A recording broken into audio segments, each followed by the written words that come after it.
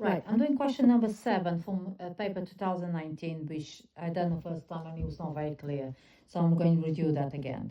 So sulfur trioxide decomposes on heating to form a equilibrium mixture containing sulfur dioxide and oxygen. Okay, so I've got lots of sun in my sitting room today. So this is the equation. A sample sulfur trioxide was heated and allowed to reach equilibrium at a given temperature. The equilibrium mixture contains 6.08 sulfur dioxide. Calculate the mass in grams oxygen gas. So you work out moles of this, then you do the ratio and you work out moles of this, and then you can work out the mass of this. So moles of this is 6.08 divided by 64.1. So you got sulfur dioxide is this. Moles of sulfur dioxide is going to be this value, 0.0949. So therefore the ratio is 2 to 1 for sulfur dioxide and oxygen. So the moles of oxygen is 0.474 moles.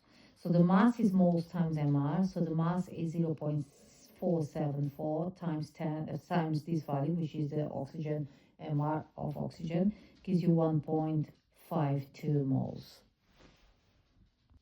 Sorry, I meant 1.52 grams. Question 7.2. A different mass of sulfur trioxide was heated up and allowed to reach equilibrium. So if you got this is this equilibrium, this is the amount of moles. So for this reaction at 1050 K, the equilibrium constant Kp is this value here. Calculate the mole fraction of each substance, give the expression equilibrium constant Kp, and calculate the total pressure in PA of this equilibrium mixture. Right, so first thing you do is calculate mole fraction. You need to know mole fraction is the total number of mole is the number of moles of your substance, of each one of them, divided by total number of moles. So the total number of moles of everything, if you add them all up, gives you 2.12. So the mole fraction for each individual one is going to be 1.2 divided, so that's 1.2 for sulfur dioxide divided by 2.12. Then you have for sulfur trioxide is going to be 0.32 divided by 212, and then for the last one, which is oxygen, 0.6 divided by 212. So those are the values you get by doing the mole fraction. Now, expression Kp is this. So if you got expression Kp, so then it says what they ask you for the put expression Kp and calculate total pressure in PA. Okay.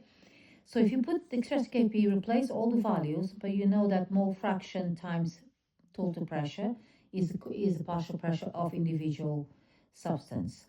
Okay, so if you set it all up like that, then this is going to cancel with that, so that disappears, leaves you one partial total pressure there.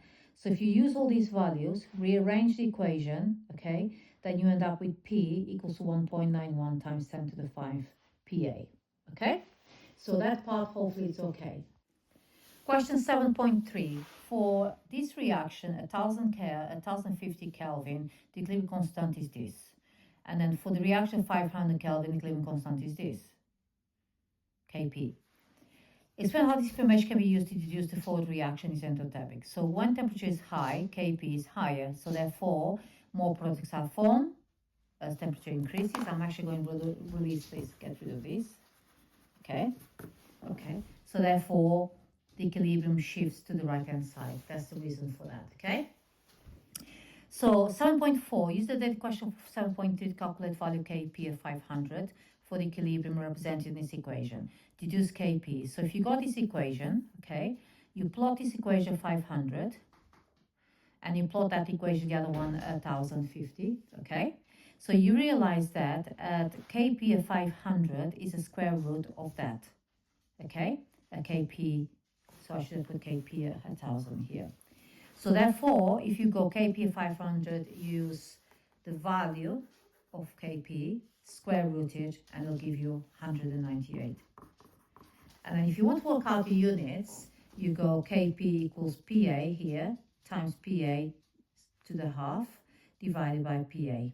So if those cancel out, end up PA to the half. And that's how you answer that question. I hope it makes sense now. And thank you very much for letting me know. Bye.